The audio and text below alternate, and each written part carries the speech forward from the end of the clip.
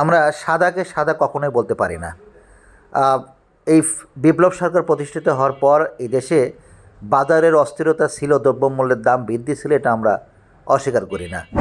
কিন্তু এটা শ্রেষ্ঠ ছিল হচ্ছে আপনার ফ্যাসিস্ট পতিত সরকারের আমল থেকেই, এটা আমরা সবাই জানি।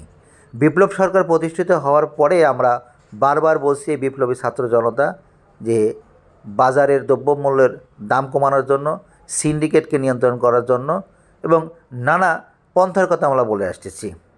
এখন দেখুন, বর্তমান বাংলাদেশের যেই বাজারের দ্রব্যমূল্যের যে পরিস্থিতি, সেটা কিন্তু আগের থেকে অনেকটা নিম্নগামী, অর্থাৎ ফ্যাসিস্ট সরকারের আমল থেকেও কিন্তু অনেকটা নিম্নগামী। এইটা কিন্তু এখন আর আমরা বলছি না। এতদিন যারা ফ্যাসিস্ট সরকারের দোসররা যারা এই বাজার নিয়ে নানা ধরনের অস্থিরতার কথা বলছেন, তারাই কিন্তু এখন আর বাজারের এই দামের কথা, নিম্নগামের কথা এখন বলছেন না। চলুন আমরা দেখে আসি বর্তমান বাজারের দ্রব্যমূল্যের দাম আসলে কত। 60 টাকা কেজি। আচ্ছা,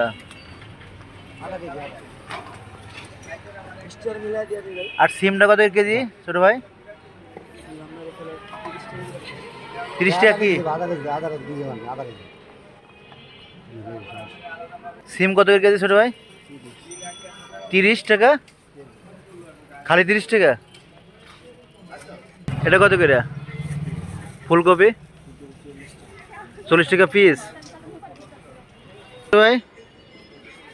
হ্যাঁ, 40 টাকা পাতাকপি না পিস। কত করে কেজি? 80 টাকা কেজি। 80 টাকা কেজি না? আরে আলু 60 টাকা কেজি। মরিচ কেজি কত করে পড়ছে?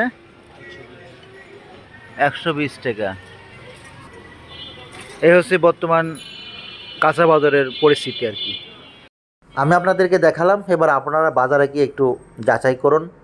যদি সত্যি হয় তাহলে আপনি আমার এই ভিডিওটাকে শেয়ার করে দিন, অথবা আপনি আপনার মতো করে ভিডিও করে বা সামাজিক যোগাযোগ মাধ্যমে জানানোর চেষ্টা করুন যে বর্তমান বাংলাদেশের বাজারের দ্রব্যমূল্যের দাম অনেক কমেছে।